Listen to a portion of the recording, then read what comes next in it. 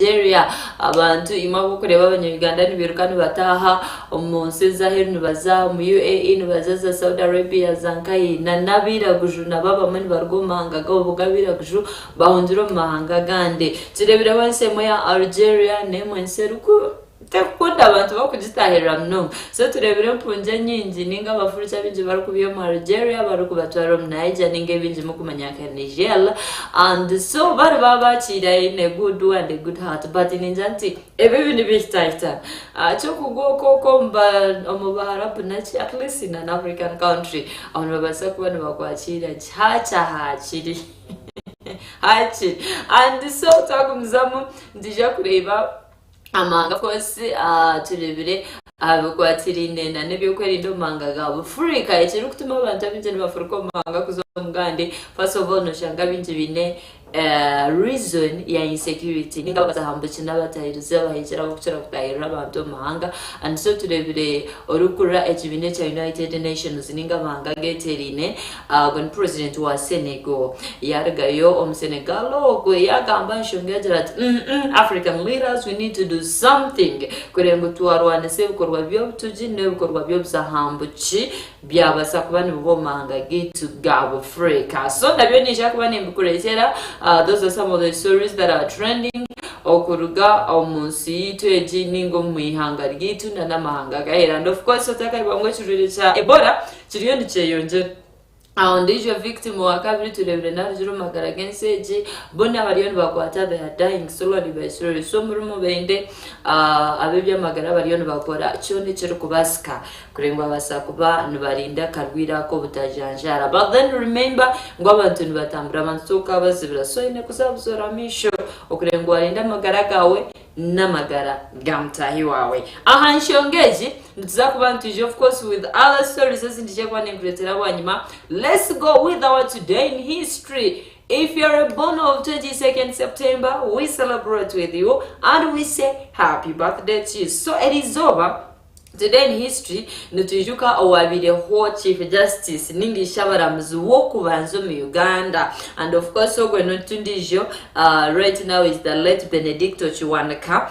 Chiwanuka ogwe nagamba kuba yabirona first prime minister ninge nganzi yo kubanza yihangari ya Uganda kana ibembera ekibina HDP ekitukumanyanka Democratic Party and of course he is one person that led the country in the transition between the colonial British rule and independence of the Venturgomteje bw'abajungu turukuza omukwetegeka nkiyangara ya Uganda omushijo gwakabasa kuba naitwa enkizoberi nyakazoba omwako gwa 1992 and of course akabasa kuba naitirwa omboteje bwa Idi Amin Dada. That guy was assassinated bakamuiha omu courtroom. Imagine bamutwara bamuita so turebirizo berya nyuma abazio nabamwijuka ekirecho basireho his excellence azire bigambo byabasekwa na mgambaho and other leaders. So let us see what really happened about the late Benedicto Chiwanuka. Hakiriho okutensa hagati y'ihega iramuzi hona hamwe n'urukiko orukuru orukwebembera ihanga Uganda ahakikiri kumanyisa kushanga ihega iramuzi riri kwetegeka omunkora y'emirimo yayo. Hona we President Yoweri Kaguta Museveni yarwaye no kworeka obutekerezana n'ihega iramuzi okwenda ngona abetegeke obwari kugira ngo eki bo bari kwenda ngo babase kwetegeka hona no kubasa kuba batakurabwamu amisho ahabiragiro byabo niko yarwaye no kugira ngo hariho enshara eyihega iramuzi ziri gukora hona zitarunonge ahabantu na mnonga ahababurijo niko yarwaye no kugira ngo bine kongera omuntu esaganya. You cannot be independent of the Ugandan people. So I would want some amendment to this idea. Maybe you could talk of independence within a convergence of principles of justice. Because the problem I see, I talk about sometimes, but then we don't concentrate on it. The head of the new lawyer president was talking of the refusal of some groups to implement court decisions. This is very serious. It is not, I would want us to really get time, not now, this is just an occasion of celebrating, of commemorating, but we should get time and discussing it deeply. Part of the problem why they don't implement the court decision is actually they don't agree. There is lack of convergence on what is justice between, in some of the cases, between the courts and sometimes the population and even the political side. Like for instance, we have got a problem of land issues, especially in Uganda. And you know that problem of the Milo land was created by the British here in Uganda. So you have got 5,000 people in a parish, and the magistrate says, no, all of you must vacate, because he has, we don't know what he has agreed with. Ebi byabaho hamukoro ogwo kucumitirizaho no kwijuka ebirungi ebyakozwe ishabaramuzi owabandize omwihanga Benedicto Kiwanuka ogwabaheri izoba aha koti enkuru omurembo Kampala. Junju Morris aha bwa GNTV agarukotsa. So much so they had to celebrate his life yesterday, but this man was killed on Saturday, 22nd of September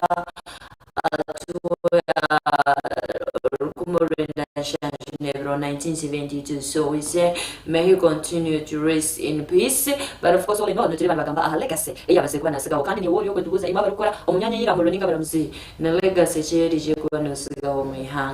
we remember him and we celebrate with his family and relatives and friends. So that's what we have for us in today's history. We shall come back with a word of wisdom and the press review and the current affairs. A lot is still in store for us. Let's first go for a short break. We shall be back.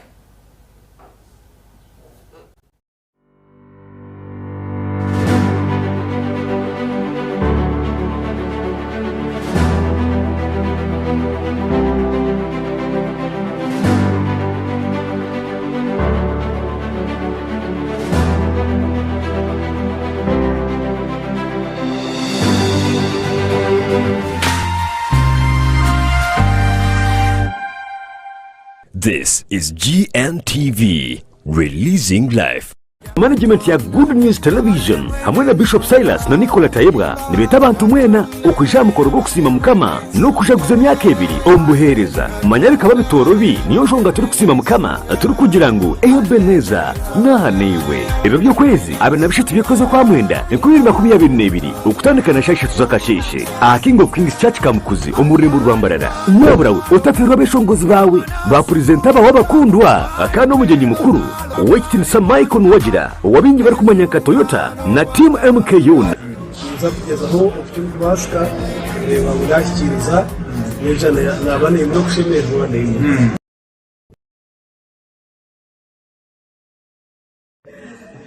ya abareba GNTV nkabutosha amazina ni Peter Mpaka ukorwa mu kibina cyitwe cyo buhagize gwingi People Power National Unity Platform kandi the pastor n'umuhereza mu hamwe animbakira umukusima wa GNTV TV yitu eyamakuru marungi ni TV yoke mutano Good News abandi bineza Breaking News TV abandi bineza Continuous Negative News CNN konka tuine GNTV muri GNTV uwa katano ebiro abuna bishatu kwa mwenda tukuba tuine kusima kwa mani nimbashaba muje tusine hanga abo yake ibiri twamara umuhereza nanye nk'umuntu niza kubandu tusine tusemererwa Bible yajyanye ibende bikabiri 10 iyo na Yesu yabikiza konka kimwe icyo cyagarukire kusima reka tuje kusima mukama ruhanga atwurira kimwe ibyo gutangaza. Don't miss, don't fail to be there. Uwa gatanu ibiro 23 byo kwa mwenda.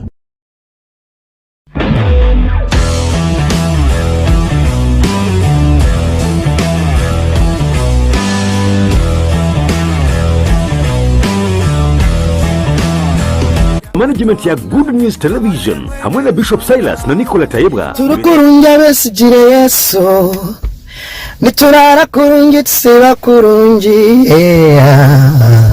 namazimo muyaga nago ndweja konkesha gama ya Yesu neturinda iwe mwana wanje jeni ragayo mangwa munwaniri hari Yesu kanshariwe byone bindu kwenda niwo byine nitubyotya fire murogwache nitubyosya. Hello everyone, amazina ninye Happy Alex.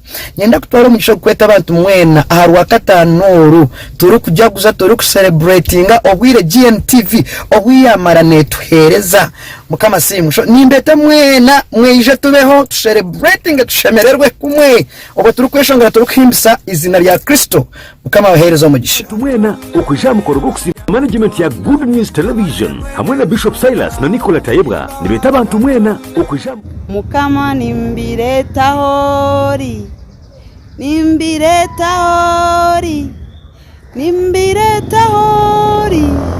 akuba hori nibibasika mukama simuriyo nandeba mazina nikete mukiza bya mukama wakweshongorire byeshongoro nyamwingi kamukama nimbireta hori amagara nagacira magana nebindi nimukira kubireba ha GNTV ninyongera kweta buri mowena abantu mwena nimbeta akusima kwa GNTV eriyo nejaguza kanesima rahangabwe myaka 2 ombuhereza mwije aha King of Kings Church aharwa katano ebirabiro nabishatu byo kwezo ko kwa mwenda nitwija kuba turi yabeshongoza nanye karime kagamba ninyisha kuba ndiyo nitwija kweshongora byeshongoro bitu byone ninja kukweshongora otakaferwa reka tweshanje yo kutandika shayisha tuzakasheshe mpaka shayi 10. This is GNTV, releasing life. Management ya Good News Television hamwe na Bishop Silas na Nicola Tayebwa nibeta abantu mwena mazina ganje ninye Kabagambe Julian, the regional mobilizer wa Western Region. Ninyeta abarebi ba GNTV okwijja mu kusima ebirabiro na bishatu orwa katano ninyeta abakyara abashija abagurutsi abana mwena nimbakira omukusima nije Yesu abakire Yesu abashagatire Yesu abakize Yesu abasasire abakurakuranye abasumurure umizine lya Yesu. This is GNTV, releasing life.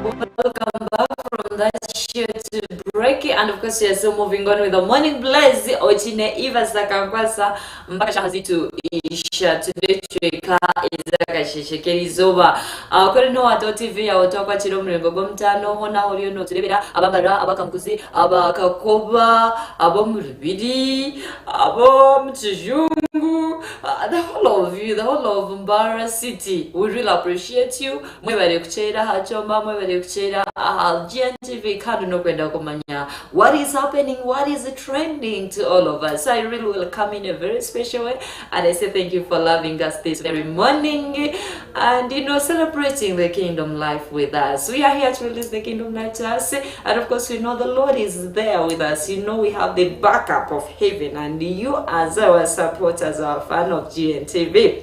So mtayo General omukashesha kainteza mbase kuba ninkuretera ekigambo ky'obwenje twego mukasheshero kyekitu aga the word of wisdom nyikiriza tubanze tuhaburaneho nomanyani bagira ngu ogwo muntu otakunda obuhabuzi ningo jeta otahaburwa aha muheru nahendera rukwefuza nahendera kozire enchwamu eyakumara akaja tukore namanyire kandi nibagira ngu kore namanyire etura kukiriye kigambo cy'obushemu abo kuma unoshanga mutiyo kabura wayanga, but anyway each day ataro brizo bayino cyo gushanga tubine kuba tuiga tukamanyana, and of course oshanga ariho mukuru orukugire kigambo kimwe n'ingabiri ebi yatwegesaho tukabasa kuba tuiga amani twetegereza izoba mtija kuba tureba aha muntu washanga bakweta a manager, you a manager of a certain company, you a manager of a certain organization, ningo ryo mwebembezi no yebembera abakozi batahi bawe omwebembezi murungi know how is good a good manager. You're just enjoying that managerial position, but you're a good manager. Are you managing your company well? Are you managing the position that you're in very well? Let us see omwebembezi murungi ogu no. Let's see that. Ikiruzo mpumuriza abase kuhabyinje ibirakondoje.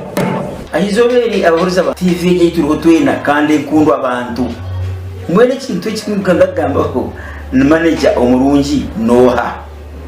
Manager omurungi akora manager nyowe indebera amashomero, indebera amarwaro kandi mbere manager weka yanje amwe na manager y'ibintu bingi. Mwene manager omurungi ayombeka abantu abakora nabo abakora no manya nkora abegese biza gukora tera ko rubotaro bajya mu murimo we manager murungi nafa abantu amurumo no byakora gatekeeper konka no tura nawe no nango umwombeki abokwa or manager kimanyisa ngo oyine cyo gitaha abantu aboro kwebembera konka tukujya ngo wabashenya gura umukega nakuto kushatagura to kwashatagura korekana ubumbeka manager murungi na abantu ikitiriza office zabo obana receptionist obana n'umuntu ubuntu wena ukora nawe nanga yana rebera ibintu byawe nabwo muze ikitiriza akora manager murungi no muhereza tumutegeke manager murungi ningambara bampurikize mwena obo reverend obo bishop obo umushumeza obo umuntu in business obo nyineka obo sheka obo ine business eiba kwire yo kurebera obe manager murungi areta abantu bazo mu rugo gwe abo kuba nabayine customer care. Manager murungi ko nagambe bigambo ayibaza tacho rubanza. Manager murungi ko nagamba n'abantu bamukunda akanoke kizukazire mbabazi. Manager murungi manyagere cyagamba umuntu atunuiza ko wasayinca kare tamugira tuwaremwa. Manager murungi ko arebe nshobe azgorra kaziteka mukatari kabandi okushisha umuntu. Manager murungi kwa nakora amanyangu umwanya gwarumu naiza ko yaragamu nahaza hondizo. Manager murungi kwa narwo umwanya atunga promotion abo kabana bamukunda akora manager murungi. Manager murungi agira history nungi history ejo kwazo umwanya asigaye birungi tasigaye bibi. Manager murungi amanya kwanjura kwa yanjura ayanjura abandi tagira nkorere. Manager murungi areba nyinca kare okukira hati. Manager murungi kwa nagamba baja ngweza na manager murungi obe manager murungi imaba kumpora be manager murungi enseji eza kutebekana. Oh, thank you so much.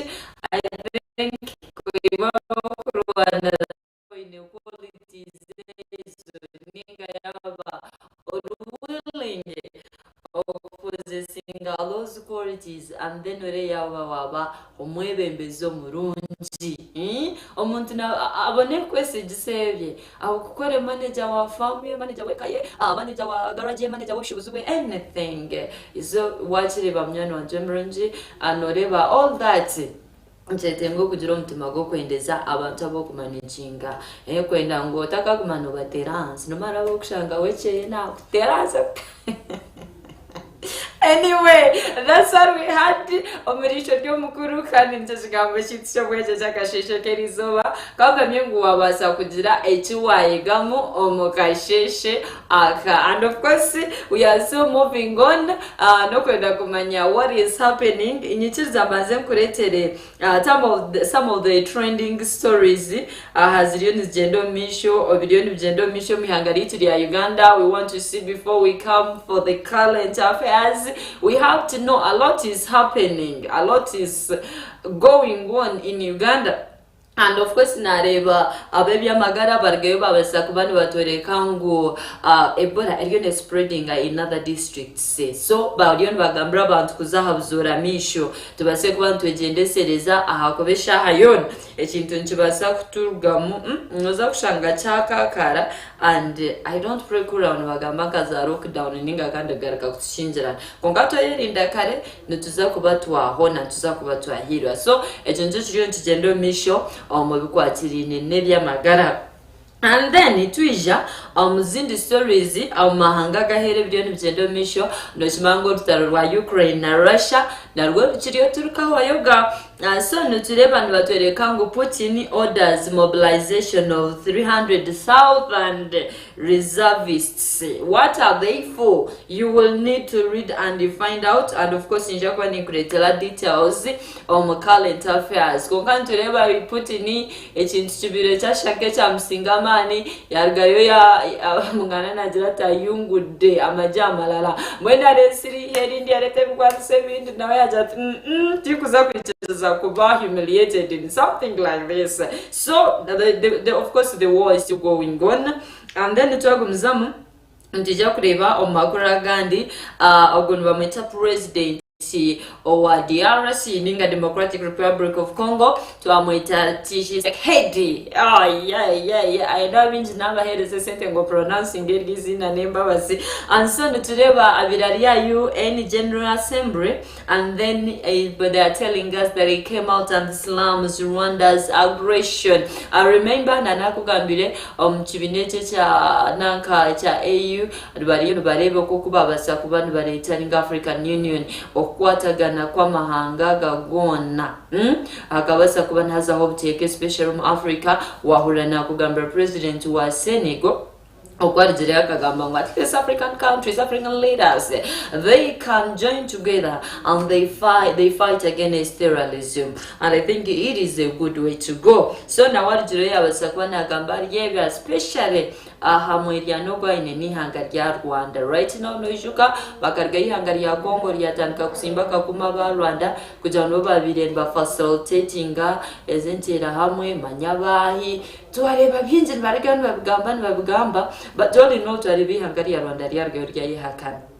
But still, ejo kintu kikatereraga. So you will read and tujya kuretera in details what they had to talk about. And so today is in the stories as zija and today batwereka His Excellency okwagumize makaja tujya kwantu manufacturing electric vehicle batteries. These are batteries zemotoka z'amashanyarazi munito tujye kwantu zekora. And then oil pipeline saga na yeriyo negomizamu of course kiriyo nibigendo misho ebyalumbuye na Salim Sariti kumanya ibarije koma nabyo noja kuba no bireba. And then baterete byo mizano Police FC flagged off for 16th Interforce Games nabyo noja kuba no bireba. So no tureba batwereka so far 8 people have died as Ebola spreads in Mubende and Chegerwa. So Edujire Mubende right now yakire Chegerwa na nebinde bichweka ebyo mu districts zitu eziryaha mu Uganda. So we have to be very very very cautious. And then twagumza muntu za kubana tureba umuganda makuru nibatwereka Kenya's Ruto scrapes flour and maize flour subsidies. Nabyo ndeja kuba no bishangaha. And then batoreka ngu Uganda to find alternative oil pipeline partner if Total Energies listens to EU. So President Aljaja taba Total kuba rage bakahurikiza ebya European Union kugira ngo bataka basakoni batimba Manchester bataka kora pipeline eja oil and gas. Tintuja kuba turunda an alternative. Which one is that? Baba Sawaman wetakwayo azatinyote kwa kwanyina. So that is what is happening, and of course twagumzamu tukareba mu makuru agandi ntija kuba tureba MPs pin for Mulago Hospital boss byargaba over missing 4 billion shillings ebyamurago nabyo tubikawayoga obushumanguzi bukibayo n'ugendo misho so byargaba agizirenga kasento kakari ya sebo neja kutugambira yo akatire. And then twagumzamu tija kuba tureba in other stories Museveni on why government will continue to defy court orders nabyo neja kuba noreba. And then 2 people are sentenced to 40 years for attempting to murder a 6-year-old boy. Nabyo neja kuba noreba Homura Kayunga. And then former minister Nanduli's son released on 5 million cash bail. Of course nabyo neja kuba noreba what had happened. Hatunjureba omuganda makuru gwatwetera from the Observer batereka ngu Uganda's Ebola death toll rises to 12. So noreba ngu ekirwire kiryo nikyeyongera okuza higuru, so we have to be very very careful. And then the state of the economy, MPs report versus reality. Eba ku reportinga nebigenda na nebirushemeye kuba nebigenda misho. So I think these are some of the stories that we have. Is the trending esturije kuba netukuretera omnyano wanje okuruga omwihanga ryitu lya Uganda. And then turebere minister bari munsi arugireyo yayereko kwatwaho ahanshonga eyaba ebya agriculture ebyo burisa nebyo buhinji yayereka ngo right now barisa binji na nabahinji bari facing a lot of predicaments ninge bizubu bitaro bimwe na bimwe ahabwe mpinduka yo bwire ahayire cyo kureberaho enjura kwe kugwa egwisamana Nyemyejemure yenda kumara abantu entoke zwawe ngutu zwawo amatungo nago gafa emisiriyone chwechera and of course echo nikireto bworo no kubure cyo kurya. The same thing ebichweke bitine jirejo byaterwe cyanda enjara neyo kubamara. So arijiro yashaba kugira ngo government na nabantu barebeke ngo batahe miringo bakwasa kubana barwana sa kugira ngo ebuhangwa bugaruke buzomo buteka. And let's haza kubaho any change in the weather condition ereke ko affecting abantu kana abantu abase kuba bari well position kugira ngo bari myanya yibarije kushanga even bahinga mu slope areas then amizgijire mejemere katwara hebintu ekabane bimara. So ntujja kuba tureba ebyabase kuba nagamba in details ahanshongejo and of course and very many other issues nazo ntujja kuba ntuzireba turebere n'abanyishengero bagamba ahanshonga yomwe wayombekere cyo beko cyumanyake cya Rose Towers nabo bari babasa kuba bamucumintereza kakumu abo kugira ngo bashangire ecyo mbeko cyo kuba cyombekere muri Kampala bashanga kine cracks already kirukuza kugwa konka kubagambira mukamacho ngwashedimo shinga yagenda ya leta bombe kikurga heru bagaruka bashitera kashenyi basiga you know a lot of things. And so babire bariyo bashkomuro why they couldn't arrest him abo kubatira magaraga abantu akatezyo cyambara kugwa nchimensa ngina buciragwe though abantu bakabarima amwe baba vacatinga but still oriyo yaboreka unanda kuchugumuze mukizira ki nekikora. So those and other stories Zondi je gumzamni nkuretera omukashenshere kitu kali current affairs. But at this time allow me to bring to you the press review. Deka turebo mbijo mpaprazi tuzamakuru nazwe tubase kubantu byetegereza then twizire kimwe na current affairs ninga tuongere kuza deep in those some of the stories summary na kuretera. Let us see from the press review what we have from the new vision of today this morning. Yes, this is the new vision of 22nd of September 2022. Nituleba about Wereka, first page, that is the first page of the new vision, details of draft school fees rule. And then Museveni defends RDCs over Milo land disputes.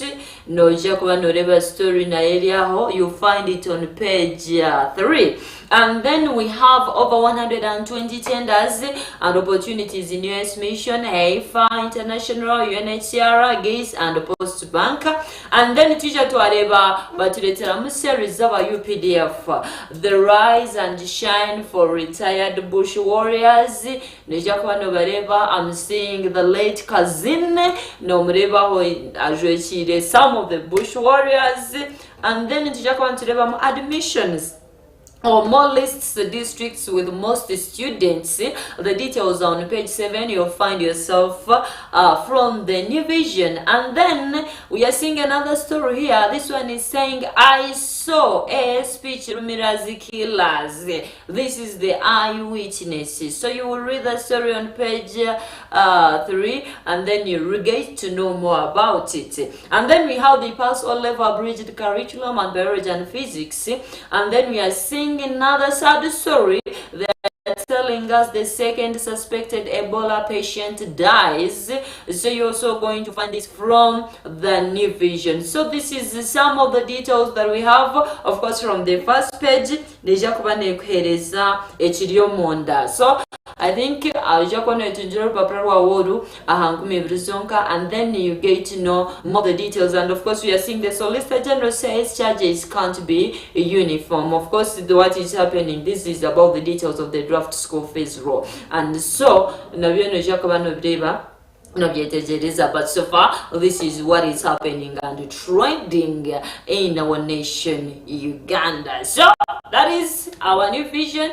Go and get yourself a copy. And of course twagumizamu ntujja kuba ntureba twakuletera n'olupapula lwa Bukede. Abingi nimbanu mwenda kureba Bukede manye what is happening. So we are done with the new vision. Gambira mtahi wawe gambira muranwa abase kuba ndagenda narwirondera.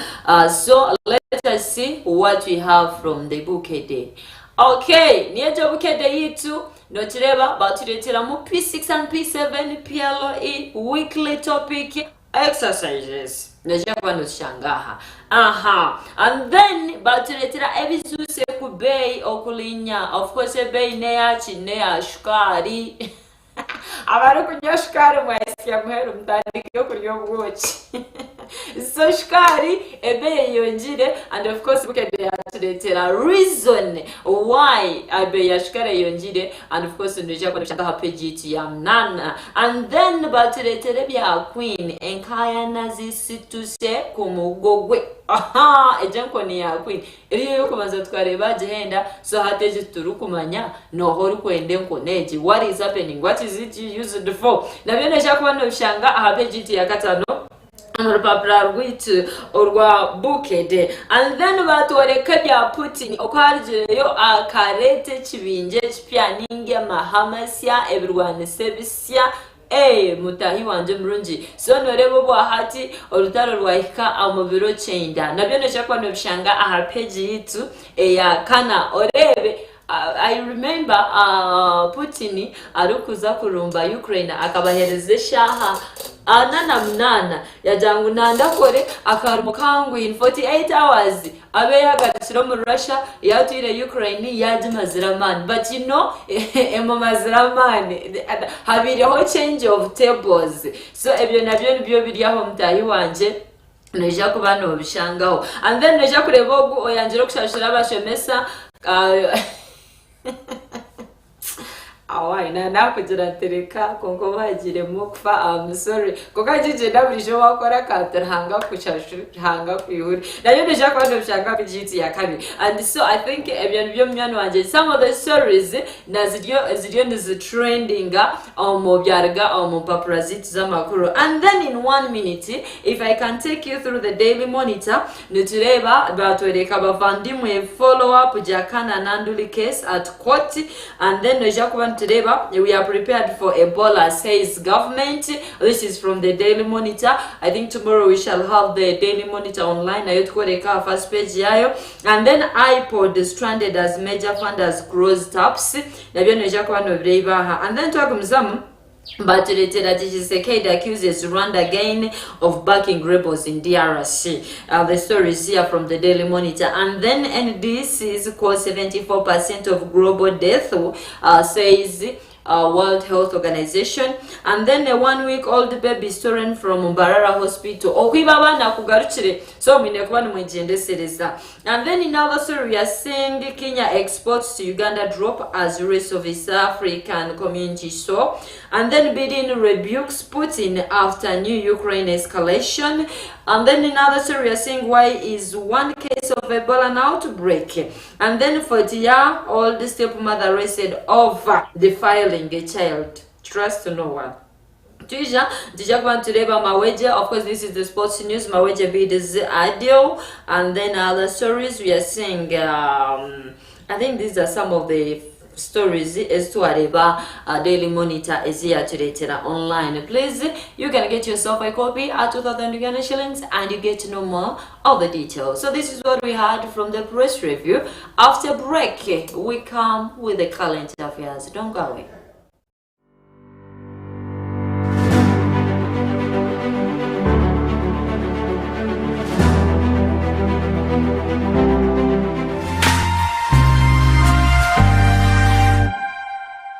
This is GNTV, releasing life. Management ya Good News Television hamwe na Bishop Silas na Nicola Tayebwa nibeta abantu mwena okuja mukoro kusima mukama no kujaguza myaka ebiri ombuhereza manyarika babitorobi niyo jonga turi kusima mukama turi kugira ngo eyo beneza nahaniwe ebyo byokwezi abana bishatu byokoze kwa mwenda ni 2022 ukutandikana shashi tuzakasheshe King of Kings Church kamukuzi omurembo rwambarara nyaburawe utafirwa beshongozi bawe ba presenter b'abakundwa akano mugenyi mukuru wekitinisa Michael Wajira wabingi bari kumanyaka Toyota na team MKU kugezaho opportunity bashika reba burayi mwena abahagizi beitu abecyo kunywa cha Hallelujah natural drinks izine ryanjye ninye proficient Goodrich Muteguya umuhereza wawe kandi munywani wawe umukozi owecyo kunywa cha Hallelujah natural drink abwa team yona ya Hallelujah management Hallelujah consortium ni tweta mwena abashagiki abe television yeitu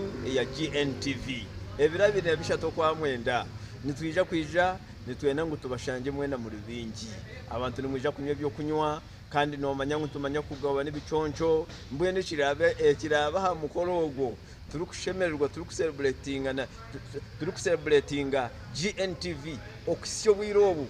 By the way, it's going to be marvelous. Imbasha baba sebo na banyabo muje tushemererwa hamwe muje tudigidira hamwe. He scored once before against one. They'll get two. They're that kind of team, and maybe it'll come now. It won't. Almost. Yes. Abarabi ba GNTV mwena mwebare ryo kwabika nti muwagira GNTV ne sport zone. Era kuzomwezi 20 musatwina chetwita Thanksgiving on King of Kings.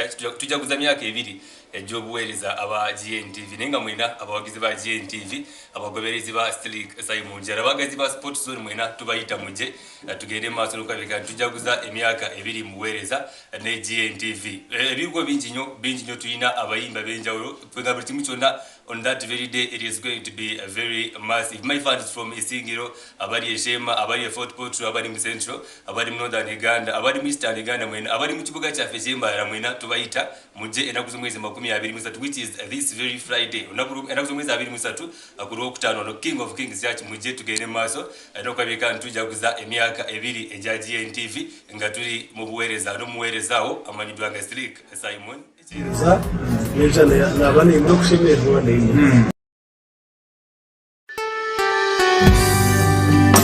GNTV TV y'ekikuristayo akandi kabandiza zona omururenge rw'izoba omusitayiro yo kusima mukama abo kutubasa kumara emyaka 2 omubuhereza kandi turi kuhereza amagara agobukama bwa ruhanga twegitireho Bishop Silas na Nicola Tayebwa twine service Rugogoma eyo kusima mukama Jeto Thanksgiving Service aha kanisa ya King of Kings Kamukuzi ibiryo kwezi abiri nabishatu bikozo kwa mwenda 2022 okutanda kashasha tuzakashesi okutyo mwabazyo omutego kusima na Ebeneza na niwe munyoro wanje otaferwa naniwe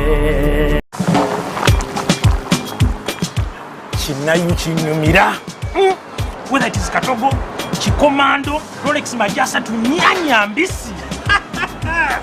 Man, wherever I am, I enjoy Chinayu with your TV channels on my phone.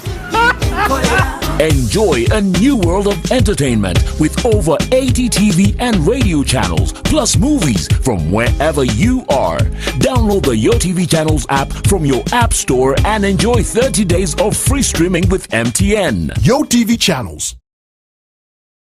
Otwire no yebuza wakubasa kutwara omwana wawe akagenda no mulembe shomero ni rumwe lyonka sede sapientia takademe rushere kiruhura bine byona ebikwetendesa kushoma nka library yo mulembe computer laboratories science laboratory school choir yo mulembe hamwe na scripture union ebyemizano nibabkwatisa mani farm yishomero erukwera kurya kurunzi kw'abana no kushoma ebyo bihinzi no bulisa amizi gari kumara ecera akore yekwatire sede specials academy erukushangwa omurushere cyuruhura okumanya biri kukiraho tere namba z'esumezi 0 ashatu n'ibiri 19 kinana na mushanju ibiri I care.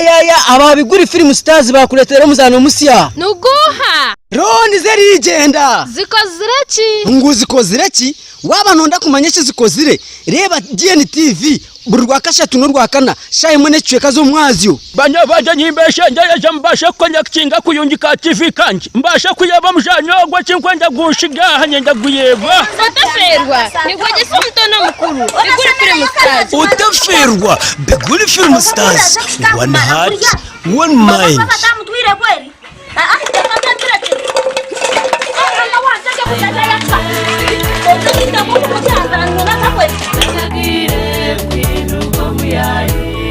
Chirengu itwe tutweka echo ni kimwe kandi cya kabiri abasinya nimba manya no inabi abasigazi nkaba nkabashatu nanye wakana ureke kumanyira nyabo kwe watandika ebyo pichi yanje najipangisa serefu yafu mayanda abashangeyo aba mwakasatse jamaa bariyano bariyo koko ane numanye cyabaho abaho torarire kafuna na kachene ahinga mbara kachene ngo muchole arya muchole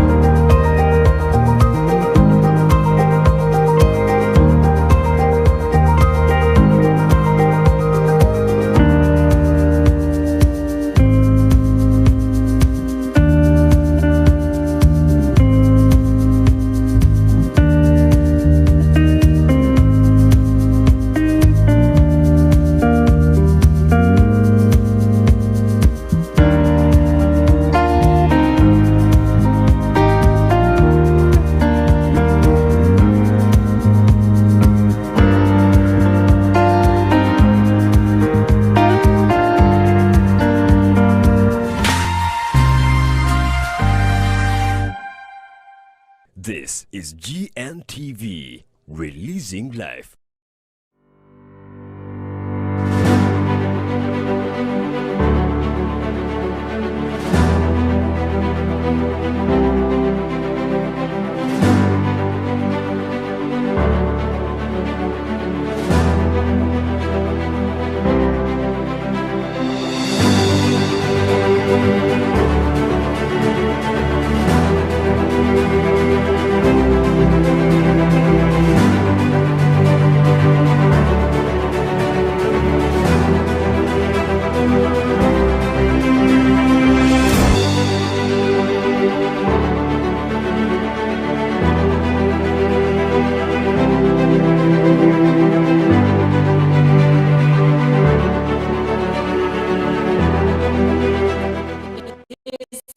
Morning Blaze, and you're with me. GNTV and nyenda kumanyisa ngo takaferwa okushaba kwa chamishana. We have lunch our prayers every day from Monday to Friday, from midday up to 2 p.m. So please, every day you can make it a point to come and worship with us here, King of Kings and Kamukuzi. Of course, in the city of Mbarara, we are here to bless you. Have our anointed servants of God, Bishop Dr. Silas Ewa and Bishop Dr. Nicola Ewa, and all the pastors will be around to bless your life. So please, wherever you are, make sure that you make it a point to come and attend and pray with us. And today, the Lord is going to bless you. And of course, if you're far away, you can still join us because our services are always broadcasted live on GNTV. And so distance is never a barrier. So long as you believe, I tell you that word can really impact your life and it transform you for the rest of your life. So kambira mtayi wawe, kambira mnyani wawe, tuje tuwase kubano tishabahamwe. And of course, as you are preparing for tomorrow, ebirabi nabishatu, ebyokwezi kwa mwenda, Amaga kumibirabiri nikija kuba ntizo mbyafayo GNTV twatense na King of Kings International Ministries netubeta mwena kwija tukabasa kwantu egita hamwe tukasima rahanga abo byaturabzemu aha tuhire kwiho mu COVID turiyo ntuhereza, and we sing we are growing from one level to another. We have a reason to thank God. You may also be having a reason to thank God. Come and join us. Come and we thank God together. Ija tubase kwantu hamwe rahanga yetamnya nyoko yeta mrumna wawe yeto mchara wawe yeto mshija wawe yeta mtabano na mhara wawe twena oyire hondo shabera chi obato kushaba obiyo tokunda narahanga tokubicheka no kubichenga, but just come and we worship the Lord together. Ijatu base kwa nsima ranga, just say thank you for my love, thank you for everything. We know each one of us there you have a reason of appreciating your God. So mnijamu mnyanu wanje obase kwa notu egita hoto aban celebrating emyaka ebiri 8 mazirumbo heriza mnyanu wanje tuzakushemererwa twakureba twakwashira and ready ito twajiro mahisa nyungu nyewe chinto hachatanjire kutogota mnyanu wanje Regan producer wanje ni magu nawo wachatanjire kutogota chitafundikire. So things are so well and people are coming, everyone is ready. Please make sure that you don't miss this and you're going to regret it. So please, we invite you, come and you're going to be blessed so much, and you will never be the same. Still no sakujimukusima rangana wajirebya korebya takakoraga. So twakachira as the morning bless, I welcome you all. Ninyachira mwena abatire numureba morning bless, abatire numutkuratira, abatire numijant for hosting. I welcome you. Thank you for loving us and thank you for loving us akankwasa. And so allow me to come to the point of the current affairs. Today bija about is trending. Of course, nkwareke details zabyo. Nojja kunyitiriza tutandikire aheru y'ihanga rya Uganda ngo kunana kugambire ekitongole ky'amahanga agetene kya United Nations babase kuba bineho assembly n'ingurukiko rwabo rw'omurundi rwa nshanju na mushanju, and then omoro kuchukura right now ejuke bani kimuna kargaho kare abinja bakiri kumanya ngo nowe achebembera UN ngaha bakatera kare. So hati president wa Senegal ogwe niwe kwebembera kibine cya ya yoreka ahanshonga ezuru kumushasha ezukwatirine nanamahega abatuju okutahira manga ga Afrika. So yagira ati tutkabasa kugira kitwakora tukareba twarwanise bukorwa ebi abantu bakareka kwiruka ku rwo mahanga ga Afrika bakunjira mahanga ganda g'abajungu ahabo kugira ngo harimo myeriane no butabanguko ondogwatirine nebyo kwelinda ebiri kuretera amagara g'abantu gaza hakatisyo. Anyway, reka turebe ebiri kweyongera ari ebyo ebyabaseko banagamba. Macky Sall mukuru w'ihanga rya Senegal kandi umukuru w'akaciko k'ikibina cy'amahanga geterine aka UN General Assembly izo wari yanyuma abazyo harije yaremera hanshonga y'obuzahambuke nangwa no buhekero bweyongiro mu mahanga gakizinga cya Africa obwabire nagambaho mu rukiko rwa G20 rwo mu rundu rwanshanjwe na mushanzi. Africa's allocation is some 33 billion United States dollars. If ever there was a time for an African Marshall Plan, it is now. The SDR infusion should be seized upon as a catalytic effort to leapfrog Africa to the next level of human development and ensure sustained global prosperity. African leaders have advocated for a prudent and transparent channeling of 25 to 35% of SDRs, that is $160 to $230 billion, from wealthier to vulnerable countries, $100 billion of which should be dedicated to Africa.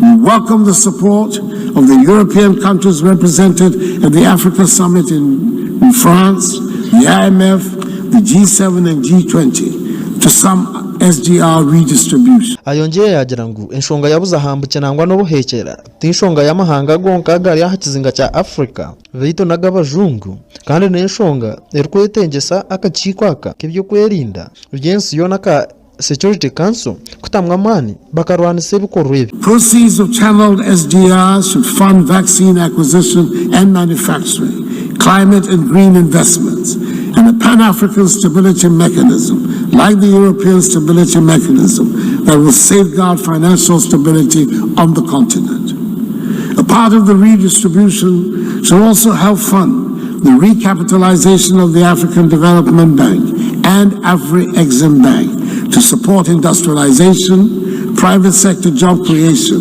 and the African Continental Free Trade Initiative.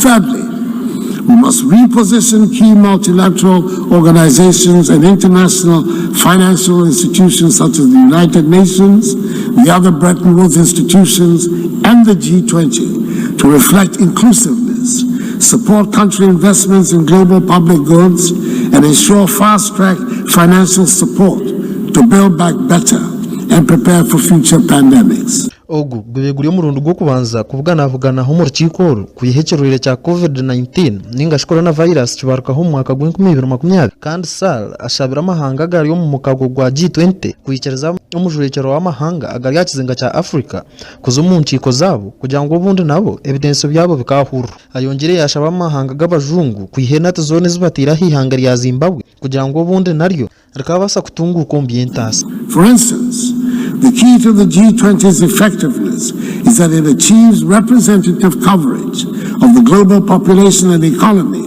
with a diversified enough number of leaders at the table to enable speed and flexibility in deliberation and decision-making.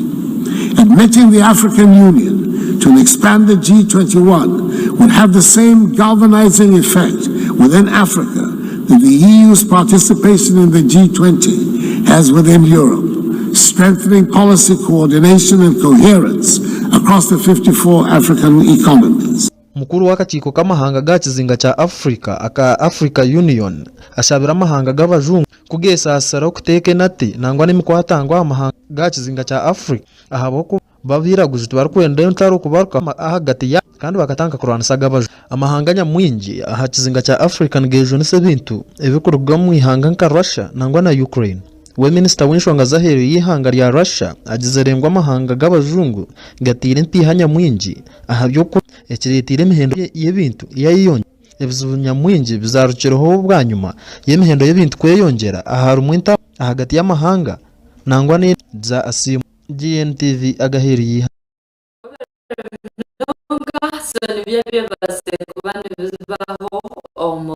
meeting agent assembly y'amahanga ageterine. Let's be hopeful kugira ngo ebyashabire ninga nawe enteekateeka ye neija kuba nekwataganwa n'amahanga ga Afrika bariko kwabasa abantu barwanda ebikorwa ebi and of course abantu bagaruka muteeka uwareba ahakikwatagine n'ishongeje yagambire eyokutahirwa kw'abatuji ninga bazahambuki toza omuyanga rya Myanmar turebire aba iherya hangeryo bagire babasa kubana barekere gukomporo umwanya gumo muyanga ryabo barukuteka ngubariyo nibatera omwanya ogubire nguruma bazahambuki abaturani babatahira nibababonabonesa anibabuze muhande genda abatura bihange rya Myanmar konko mu kikoro ekyo bashangire bateraho omwanya gumo gubegura mwishomero ayabana 11 babasekwa barugendera bakafera bagerezeho kutera bazahambuki bara the end of it all babasakwa batwara mamagara ga innocent kids and so noreba ngo still abana bariyo nibafa ahabonyeri ya neje eyebukorwa by'ubuzahambuki no butuji so government yaryo ko retaliatinga nabo shanga abaturage bihanga barugenderamo habaho kusheshesha gama reka turebe uko bigenzire omuri Myanmar.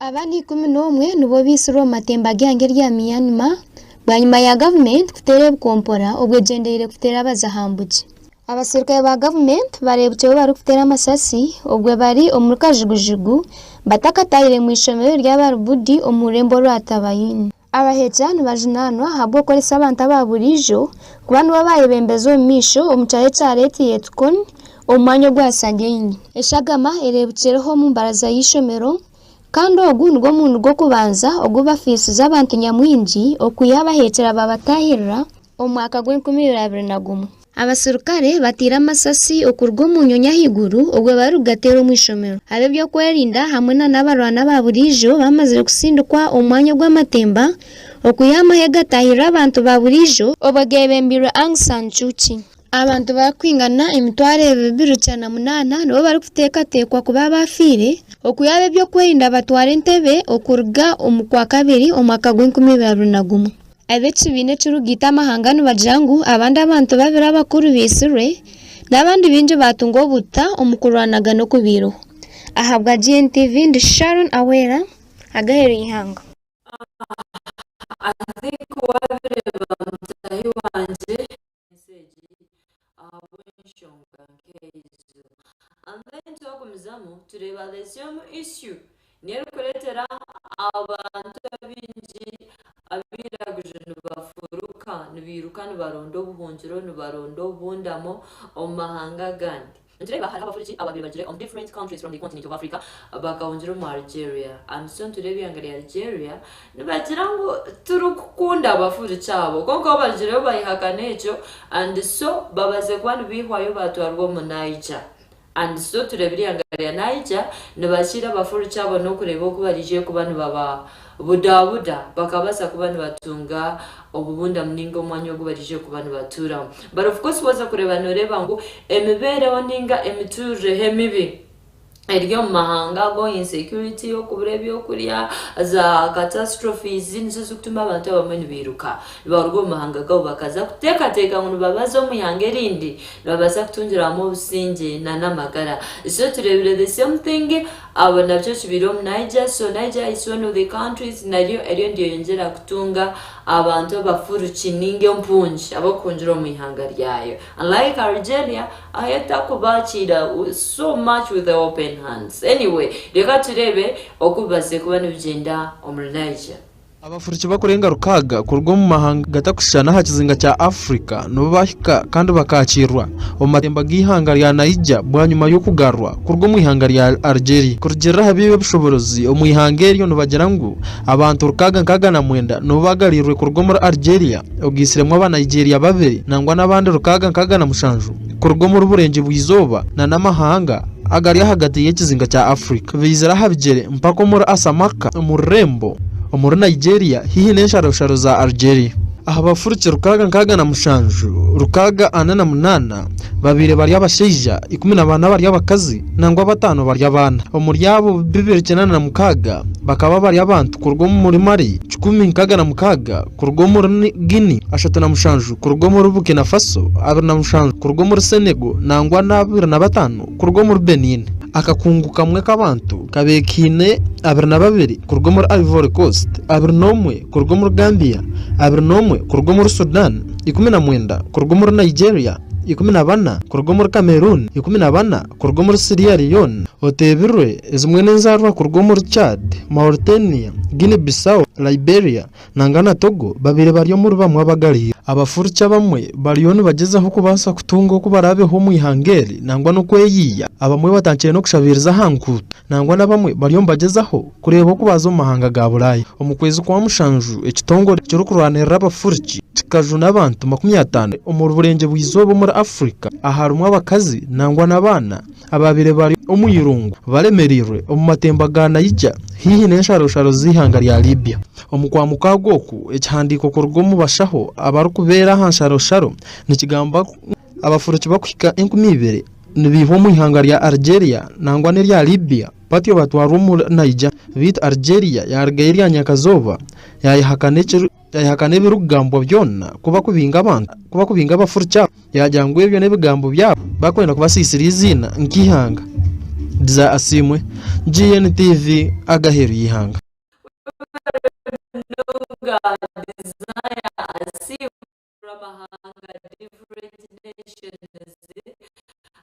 abantu bariyo nibirukana bahunga just imagine abo nshongeje so I think abebembezi bitu no batamentioninga Uganda to be so upset atubaza kugamba abo arikwatira umanga UAE ejo kushanga Uganda ino bari kwabantu binso abebembezi reka turebe gutwarwanara ihanga yitu yagarako muteka and then tujya kubantu ija na nihangaria Equatorial Guinea omuri Equatorial Guinea nabo bariyo batebekanisa kutera karuru ko kurunda omwebembezi musya owihangerio kandi bakurunda nabijije kubantu bajwekera parliamentary seats olazo mu barabe vice wa president na nezinde poso bagirango ebikwezo k'11 nibijya kubantu batera karura ka and so abantu bagamba kutandika gukora bucimwe cyo nekirwa itengwa kurenga batebekanisa akaruru kabasa kubana kagenda omwihorere reka turebe okubase kubana birangirwa president wihangeri akaruru ka mukuru wihanga nabanyishingiro mu ihanga lya Equatorial Guinea nako kwija futerwa habiro 20 byo kwikumena kumwe 2022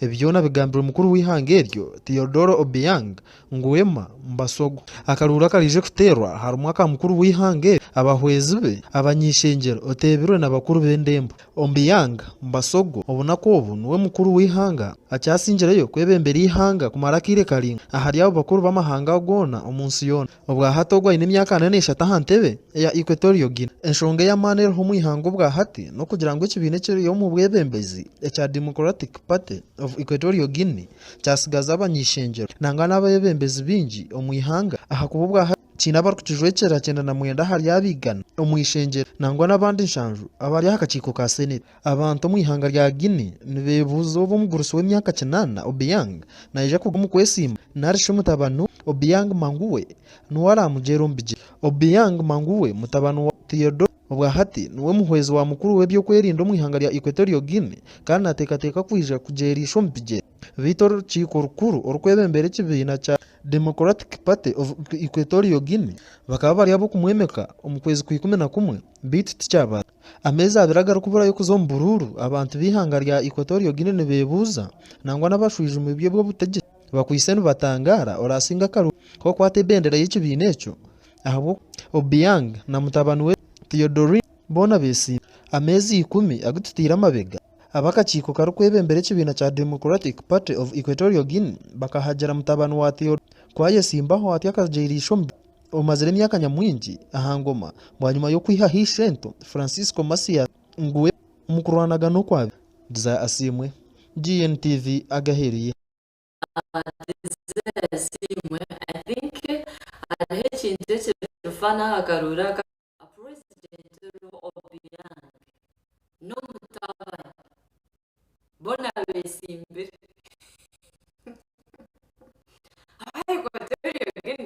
ko bayashana na Uganda anture n'ikigamba ndiza barwemera rebo mutanda n'umutabani besimbe akababura kamwaka kuzuka mande ko mwakatera karurako so we see the same thing is happening omshija tireho nategeka omtabani no mwago kurekora omtabani maybe akabani wayayesimba nabandi hati bona bari a ballot paper.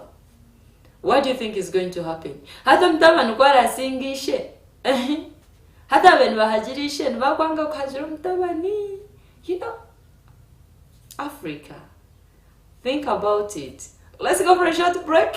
We shall be back with more stories. Don't go away.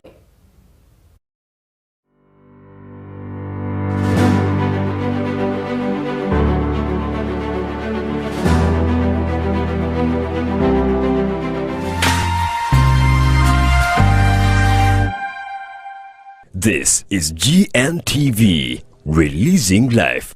Management ya Good News Television hamwe na Bishop Silas na Nicola Tayebwa nibeta abantu mwena okuja mukoro gwo kusima mukama no kujaguza myaka ebiri ombuhereza manyarika babitorobi niyo jonga turi kusima mukama turi kugira ngo eyo beneza nahanewe ebyo byo kwezi abana bishatu bikoze kwa mwenda 2022 ukutandikana shashatu zakasheshe King of Kings Church kamukuzi omurembo rwambarara mwaburawe utafirwa beshongozi bawe ba presenter b'abakundwa akano mugenyi mukuru Wekitinisa Michael Wagira wabingi bari kumanyaka Toyota na Team MKU uza kugezaho uburyo bwashika reba budashyikiriza n'ijana nabane no kushemerwa neza. Management ya Good News Television hamwe na Bishop Silas na Nicola Tayebwa nibeta abantu mwena okuja mukoro gwo kusima mukama nimbireta hori nimbireta hori akuba hori nibibasika mukama simuri yo nandeba mazina nikete mukiza bya mukama wakweshongorire byeshongoro nyamwinji kamukama nimbireta hori amagara nagatera magana nebindi nimukira kubireba ha GNTV ninyongera kweta byo wena abantu mwena nimbeta ahakusima kwa GNTV eriyo nejaguza kanesi marhanga bwe myaka ebiri ombuhereza mwije aha King of Kings Church aharwa katano ebirabiri nabishatu byo kwezo ko kwa mwenda nitwija kuba turi abeshongoza nanye karime kagamba ninyija kuba ndiyo nitwija kweshongora byeshongoro bitu byona ninyija kukweshongora otakaferwa reka tweshanje yo kutandika shayisha tuzakasheshe mpaka shayi 10 nikija kuba nchitogota turukurunja besigire Yesu niturara kurungi tuseba kurungi namazima muyaga nago ndweja konkeshaga ya Yesu neturinda iwe mwana wanje jeni ragayo mangwa munwaniri hari Yesu kanshariwe byone bindu kwenda niwo bine Netubyotsya fire murogwache netubyotsya. Hello everyone, amazina ninye Happy Alex nyenda kutwara umugisho kweta abantu mwena aharwa katanuru turi kujaguza turi kucelebratinga obwire GNTV obwiyamara netuhereza mukama simusho nimbete mwena mweje tubeho celebrating tushemererwe kumwe obo turi kweshongera turi kwimbisa izina rya Kristo mukama wahereza umugisha.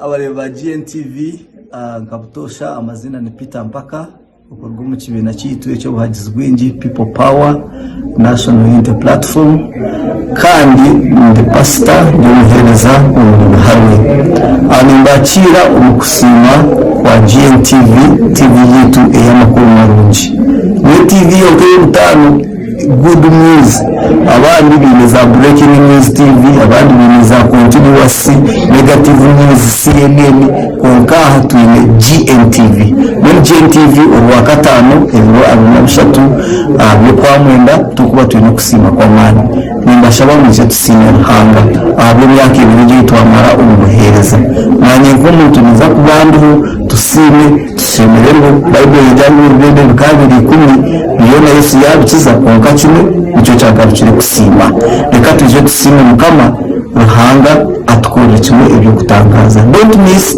don't fail to be there. Uwa katanuru ibiro abinabishatu byo kwa mwenda. God bless you. Izina ndibingana Geoffrey umushongozi wanyu umuri kumanyanka ekibari nintwaro mu gishogu kubeta mwena abahutiza kandi abarebi ba GNTV aha kusima ruhanga aha bwa TV yitonongi eyiturkweta GNTV aha King of Kings ebiro abiri na bishatu umukozi wo kwa mwenda mwije mwena tusemererwe nimwe sine ruhanga mukama abampera umugisha.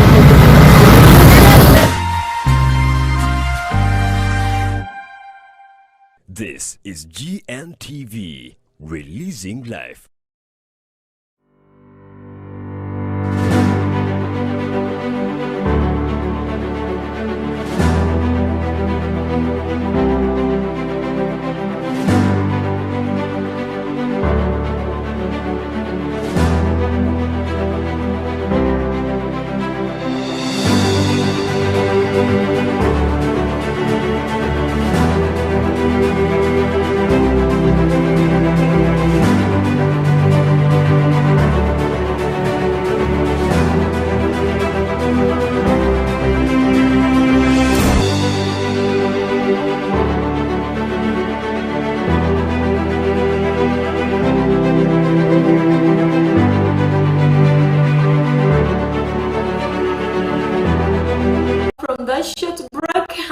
We are still going on with the morning blessed with me, Eva Sagagwesa, and I want to welcome you once again. If just tuned into GNTV, thank you for being with us. We are here to release live in the city of Mbarara.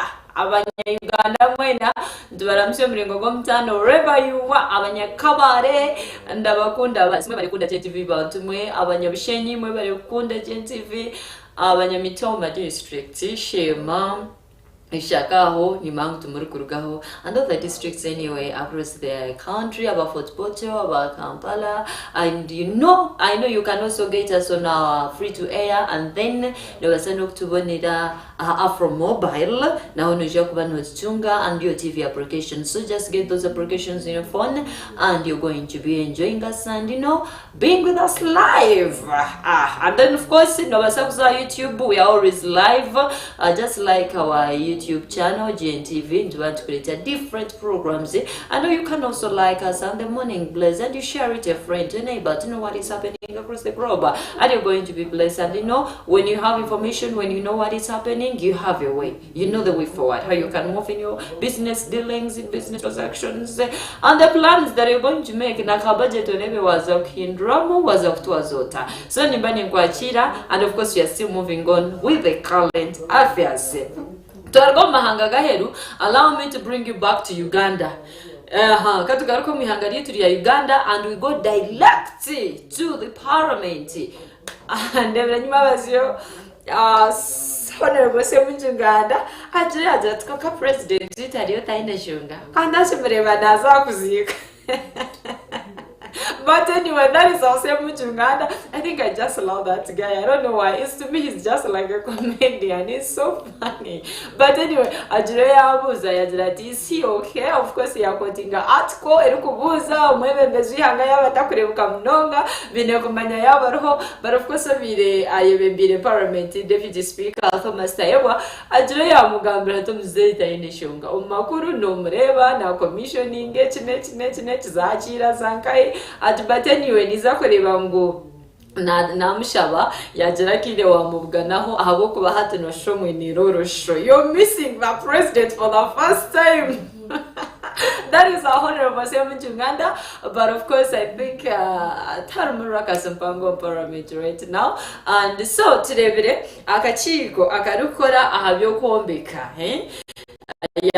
aho mu ihanga ry'itsuri Uganda ahishenjero karagireyo kabuganaho nabamwe karuga mashonga y'Echombeke cya Rose Towers icyo mu rurembo rwa Kampala dikamba ngo Chombeko echo bakashanga kiri ha substandard na level ninga bachombekero muringo mubi bashango rede cyabire cyakasitaka wide cyatangiye kuzamukuraksi and then uko kurgayo bakagira ngo babase kubandi bacishenye.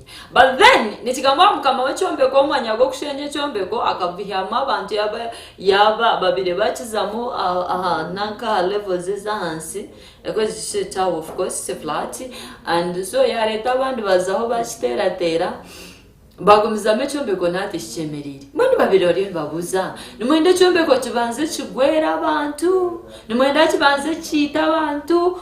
What is happening? Tubararebere ntaba hechikorwa cyona kandi babuza iwe mukama w'Echombeko kwatirize kugira ngo shenye Chombeko iwoka kigumiza muno Chombeka. I think akoneja kureba ngo hariho a lot of questions in between, but anyway, let's see that story turebe uko base kubana bigenda.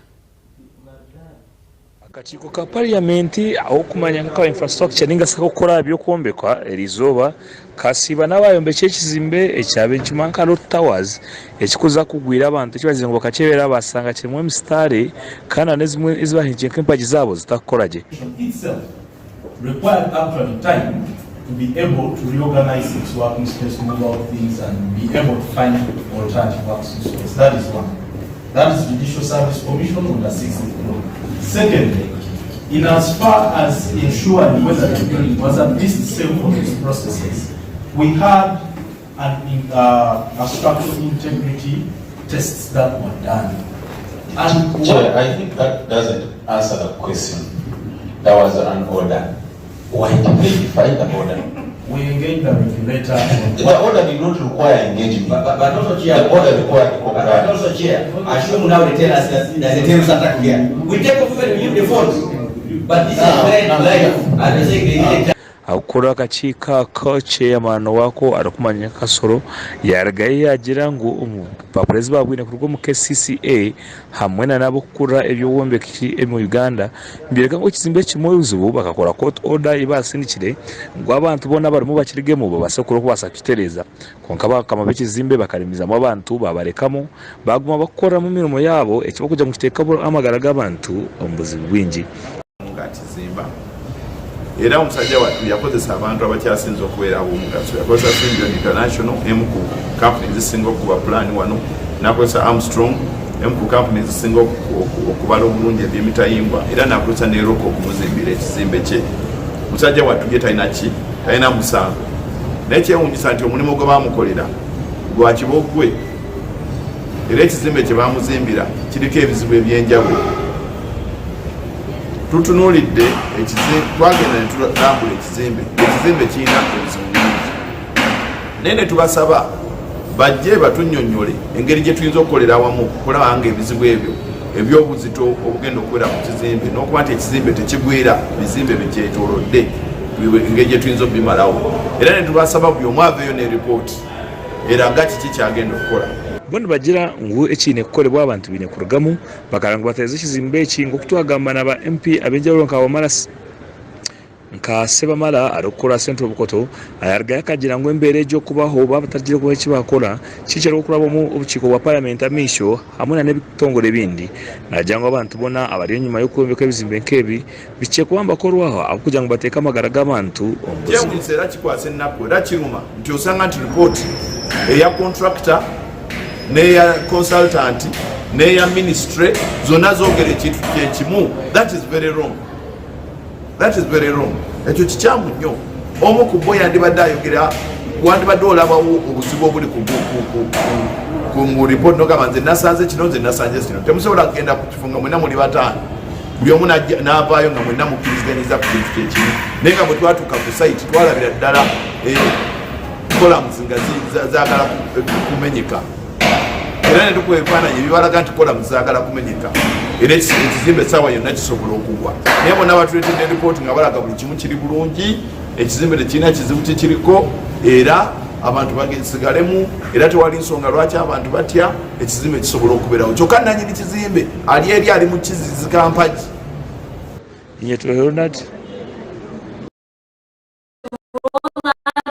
okuruga aha parliament kubasa kubanotwereka okubigenzere.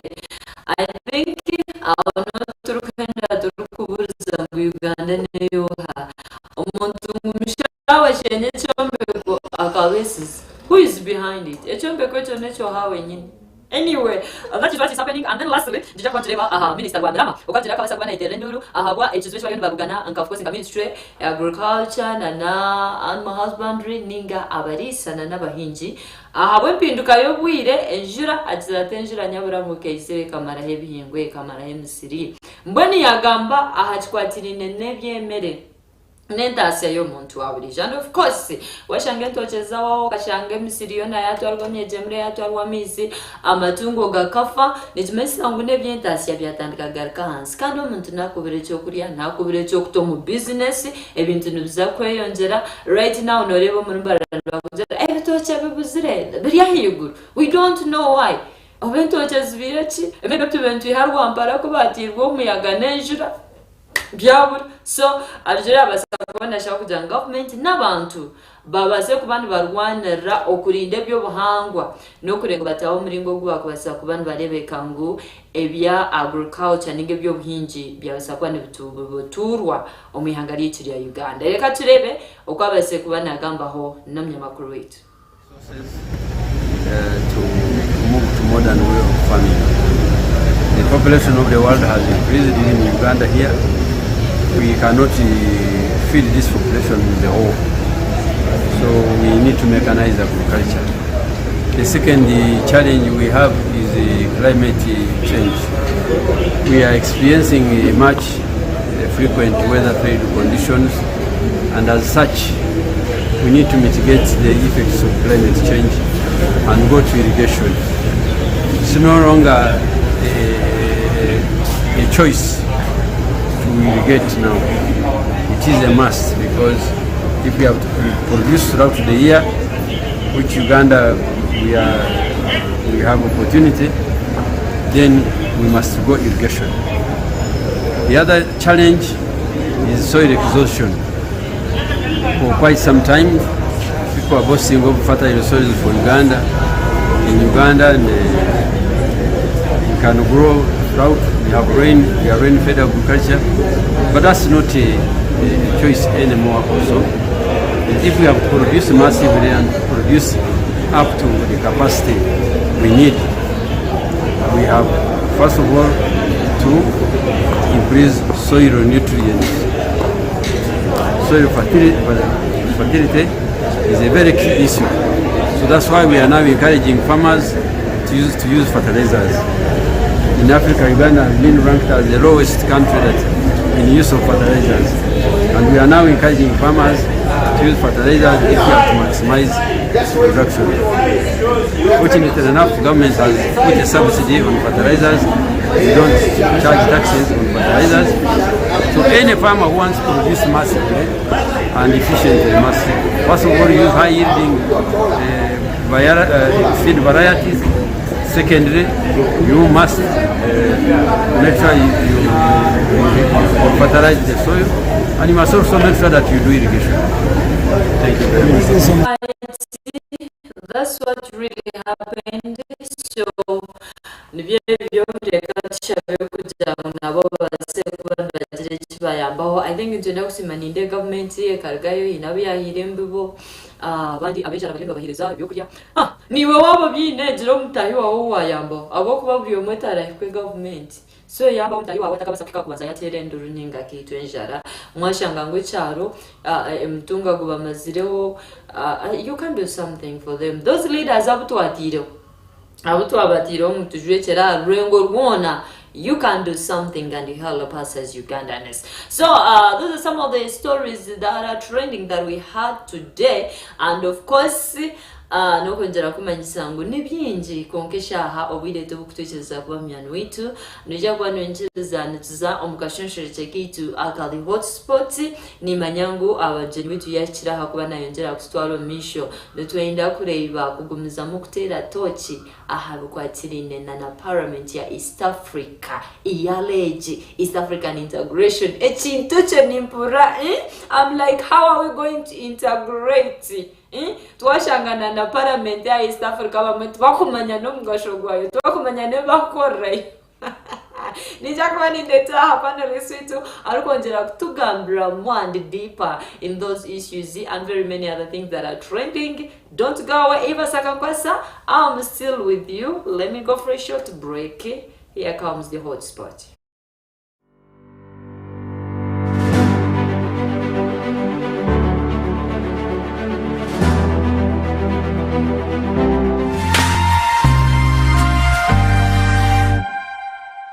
This is GNTV, releasing life.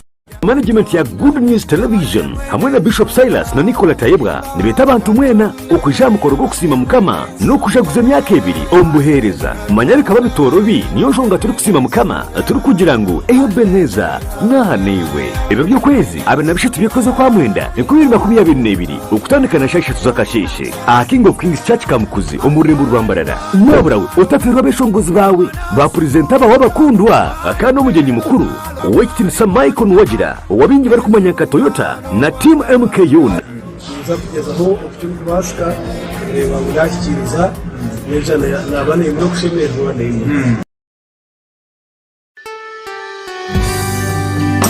GNTV TV y'ekikuristayo akandi kabandiza zona umururenge w'izoba umusitari yo kusima mukama abo kutubasa kumara emyaka 2 omubuhereza kandi turi kuhereza amagara agobukama bwa ruhanga twegitsweho Bishop Silas na Nicola Tayebwa twine service rugogoma eyo kusima mukama Jeto Thanksgiving Service aha kanisa ya King of Kings Kamukuzi ibiryo kwezi abiri nabishatu bikozo kwa mwenda 2022 okutanda kashasha tuzakashesi okusityo mwabazyo omutego kusima na Ebeneza naniwe munyoro wanje otaferwa naniwe kinayu kinyumira whether it is Katogo, Chikomando, Rolex Majasa to Nyanya Mbisi. Man, wherever I am, I enjoy Chinayu with your TV channels on my phone. Enjoy a new world of entertainment with over 80 TV and radio channels, plus movies from wherever you are. Download the Yo TV Channels app from your app store and enjoy 30 days of free streaming with MTN. Yo TV Channels. Otwire noyebuza wakubasa kutwala omwana wawe akagenda n'omulembe shomero ni rumwe lyonka sede sapientia academy rushere kiruhura bine byona ebikwetendesa kushoma nka library y'omulembe computer laboratories science laboratory school choir y'omulembe hamwe na scripture union ebyemizano nibabikwatisa maani famu y'ishomero erikwera kurya kurunzi kw'abaana n'okushoma ebyo bihinji n'obulisa amizi gari kumara echera akore yekwatire sede spacious academy eri kushangwa omurushere kiruhura okumanya biri kukiraho tere namba z'esimezi 0 ashatu n'ibiri 19 8 2 I care. Storm is over now.